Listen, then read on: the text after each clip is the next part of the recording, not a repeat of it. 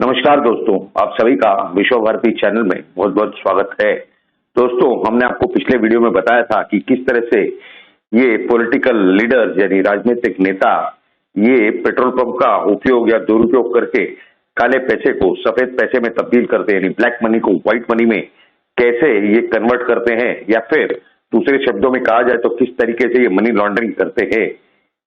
ये हमारे परसों का ही या शायद कल ही का वीडियो था। ये हमारे YouTube चैनल के होम पेज पर आपको वो देखने मिल जाएगा। आज हम आपको बहुत ही अलग और थोड़ी सी विचित्र जानकारी देने जा रहे हैं। हमारे देश के प्रधानमंत्री सम्माननीय मोदी जी, नरेंद्र मोदी जी, ये देश के हित में, देश की जनता के हित में अथक प्रयास कर रहे हैं। बहुत ही ज्यादा कोशिशें कर रहे हैं कि किस तरह विभिन्नता में एकता हो, देश की जनता के हित में काम किया जाए। 24 में से 18 घंटे वो काम में लगा देते हैं। यानी आप समझ सकते हैं कि किस तरह की उनकी लगन है इस देश के लिए, इस देश की जनता के लिए और इस देश के संविधान के लिए।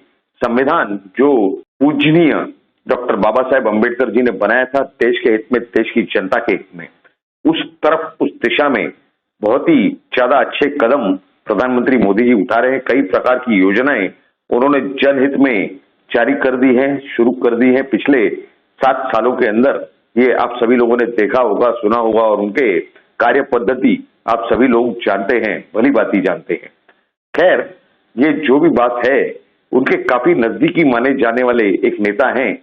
काफी सारे लोग कहते हैं कि उनके लाडले नेता हैं, लेकिन प्रधानमंत्री मोदी जी जिस तरह से काम करते हुए आ रहे हैं, उसमें शायद हमारे देश में ही नहीं, पूरे विश्व में किसी भी इस प्रकार की कोई शंका नहीं है कि वो कहीं पर भी किसी भी तरीके से कोई गलती कर बैठे। वो हर चीज जो है इस तरीके से बराबर ढंग से देश के हित में काम करते हैं और हर कदम वो इस तरह से उठाते हैं जहां पर देश की जो 130 करोड़ की जनता है, आबादी है, उसके हित में हर काम करने का उनका सही सही प्रयास होता है। पिछले 70 सालों में जो कुछ नहीं हो पाया जनता के लिए, आज उस तरह के सभी कार्यक्रमों में, सभी दिशाओं में उन्होंने सक्रिय और पॉजिटिव कदम उठाए हैं। ये तो स्पष्ट रूप से है। खैर, एक नेता जो बताए जा रहे हैं, जो कि प्रधानमंत्री मोदी जी के खिलाफ काम करते हुए नजर आ रहे हैं, वो किस तरह से और क्या है, ये पूरी जानकारी महाराष्ट्र से है। और ये ओपनली है कि प्रधानमंत्री मोदी जी का जो संगठन है, वैसे तो सबसे पहले देश है, फिर संगठन है, यानी पार्टी, भारतीय जनता पार्टी, तो उसको तो पूरा डामाडोल करने में पिछले 7 सालों में कोई कसर नहीं छोड़ी देवेंद्र फडणवीस ने।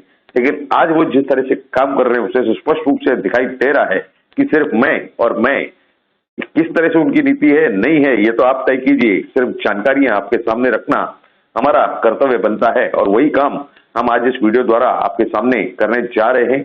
देखिए, अगर आपको याद होगा तो 2019 के अंत में जो चुनाव हुए थे विधानसभा के, महाराष्ट्र विधानसभा, उसमें उन्होंने क्या कहा था?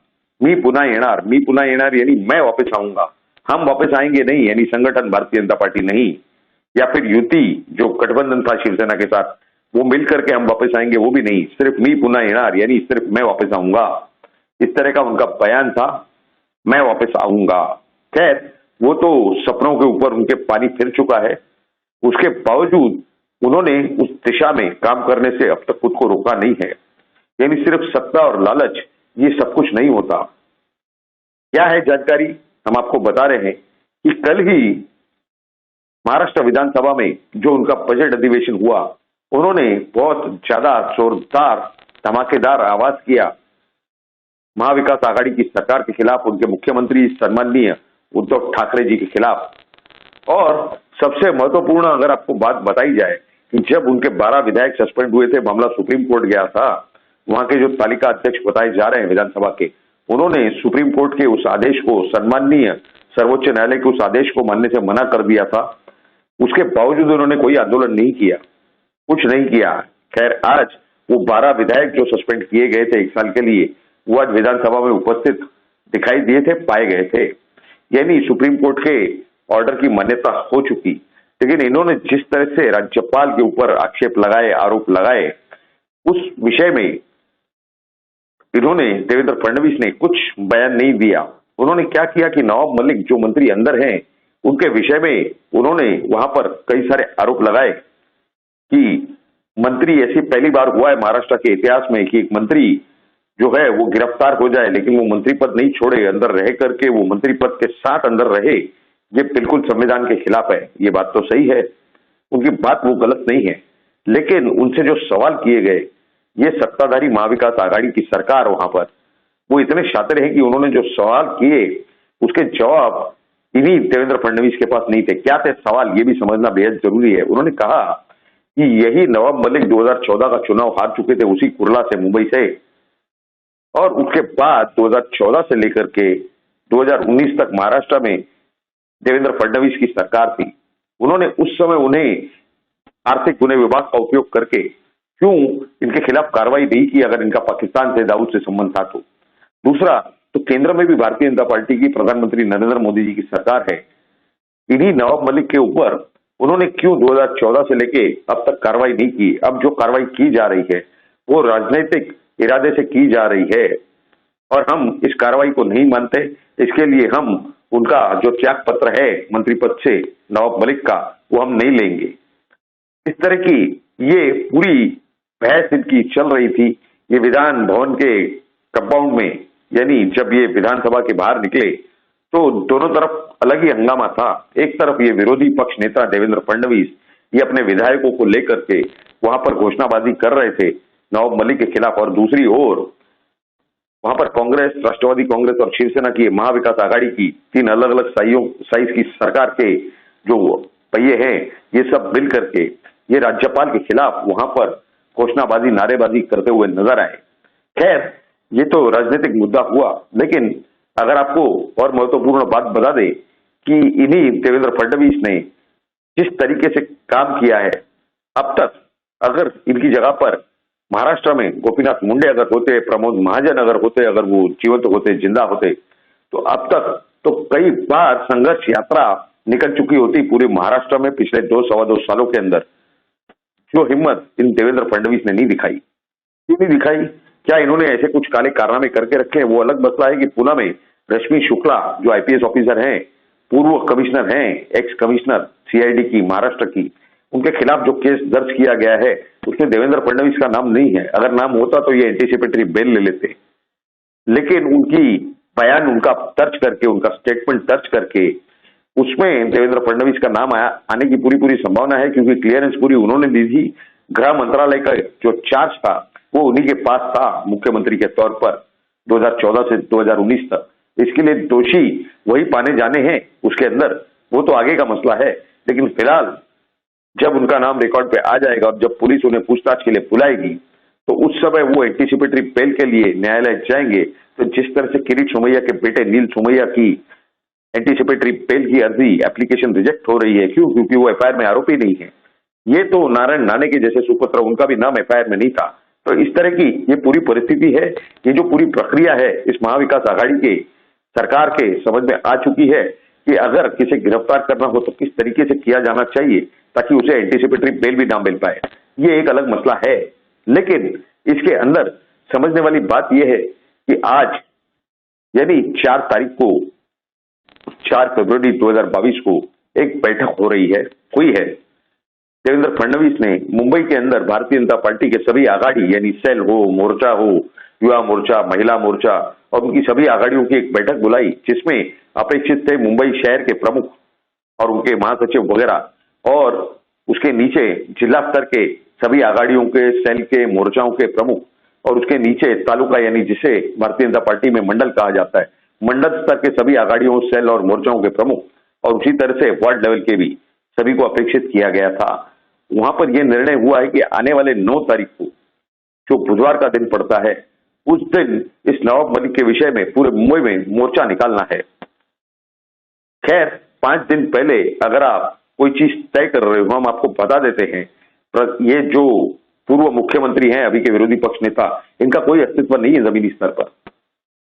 ये इनके जो ये नियुक्त कार्यकर्ता हैं, जो पदाधिकारी, क्योंकि सभी निर्णय देवेंद्र फडणवीस लेते हैं वहां पर कथाकथित भारतीय जनता पार्टी के, तो इन लोगों के अंदर जरा सा भी ताकत नहीं है। ये अपने घर के 10 वोट भी नहीं डलवा सकते भारतीय जनता पार्टी के लिए, क्योंकि ये सभी राष्ट्रवादी कांग्रेस पार्टी हो, शिवसेना हो, कांग्रेस हो, यहाँ से आए हुए लोग हैं। जो मूल नेता और कार्यकर्ता थे वो तो सभी दरकिनार हैं, उनके पास कोई जिम्मेदारी, कोई जवाबदारी नहीं है पार्टी की। ना ही वो पार्टी के लिए काम करते हुए कहीं पर दिखाई दे रहे हैं, ना ही वो किसी चुनाव में पार्टी के लिए काम करने जा रहे हैं भारतीय जनता पार्टी की। इस तरह की पुख्ता जानकारियां हमें वहां के सूत्रों से प्राप्त हो रही है। खैर, ये जो आंदोलन करेंगे मुंबई में या शायद महाराष्ट्र में, उसमें कोई दम नहीं होने वाला। कुछ हजार कार्यकर्ता या पदाधिकारी वहां पर जमा होंगे, इस तरह की हमें जानकारियां हमारे सूत्रों से प्राप्त हो रही है, विश्वसनीय सूत्रों से। इसी जगह अगर गोपीनाथ मुंडे या प्रमोद महाजन होते तो पहली बात तो ये जो आंदोलन का कार्यक्रम है ये रविवार को रखते 6 तारीख को। इन लोगों के एक आवास पर कई लाखों लोग जमा हो जाया करते थे उस समय। लेकिन इस पिछली बार भी हमने देखा कि जिस तरह से देवेंद्र फडणवीस के बंगले के बाहर ये जो नाना पाटोले कांग्रेस प्रदेश अध्यक्ष हैं वो मोर्चा लाने वाले थे, उस समय कुछ 200 के आसपास कार्यकर्ता जमा हुए थे। तो आप तुलना कर सकते हैं या समझ सकते हैं इस बात को कि गोपीनाथ मुंडे, प्रमोद महाजन या इस तरह के जो नेता थे उसमें उनके अंदर और इस देवेंद्र फडणवीस के अंदर जमीन आसमान का अंतर है। इनके पास फैन फॉलोइंग नहीं है, कोई निष्ठावंत समर्पित कार्यकर्ता नहीं है। ऐसी हालत है। ये हरदम कहां पाए गए? ये आरक्षण मांगते हुए पाए गए, वो चाहे मराठा आरक्षण हो, चाहे ओबीसी हो, यानी जोड़ तोड़ की ये राजनीति। जबकि प्रधानमंत्री मोदी जी के प्रयास क्या रहे हैं? पूरे देश को साथ में लेकर के चलो, जो इकोनॉमिकली बैकवर्ड क्लास हो, यानी जो आर्थिक दुर्बल घटक हो, उसे प्राधान्य दिया जाए। प्रधानमंत्री मोदी जी कहीं पर भी खुलेआम इस आरक्षण के मामले में किसी के पक्ष में बोलते हुए नहीं दिखाई दिया आज तक। क्यों? क्योंकि देश का हित, देश की जनता का हित, यानी जो आर्थिक दुर्बल नहीं है, जो सक्षम है, उसे किस चीज का आरक्षण दिया जाए, ये सबसे बड़ा सवाल है। तो इस वजह से जाति पाति के नाम पर, उस फॉर्मूला पर, उस पैरामीटर पर, उस मापदंड पर आरक्षण देना अपने आप में गलत बात है, देश के हित के खिलाफ है, भारत की जनता के हित के खिलाफ है। इस तरह की सोच अगर भारत की केंद्र सरकार की है, सेंट्रल गवर्नमेंट की है, तो उसके खिलाफ, प्रधानमंत्री मोदी जी की सोच के खिलाफ, उनकी नीतियों के खिलाफ ये देवेंद्र फडणवीस स्पष्ट रूप से काम करते हुए दिखाई दे रहे हैं। ये जो पूरी जानकारी है ये आपको किसी सोशल मीडिया चैनल, किसी मेन स्ट्रीम मीडिया चैनल पर नहीं प्राप्त होगी। इसी वजह से हम इस तरह की जानकारी आपके सामने रखने का प्रयास करते हैं, आप ही के इस विश्व भारती चैनल के माध्यम से। खैर, ये जो परिस्थिति है, इस विषय में आपकी क्या राय है, ये हमारे लिए बहुत ही ज्यादा महत्वपूर्ण है कि आपकी क्या सोच है, हमारे दर्शकों की क्या सोच है, वो जरूर नीचे कमेंट बॉक्स में लिख करके हमें बताएं।